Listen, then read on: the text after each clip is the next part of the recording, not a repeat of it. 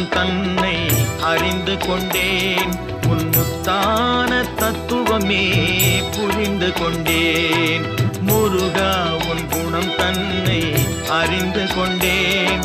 உன் முத்தான தத்துவமே புரிந்து கொண்டேன்.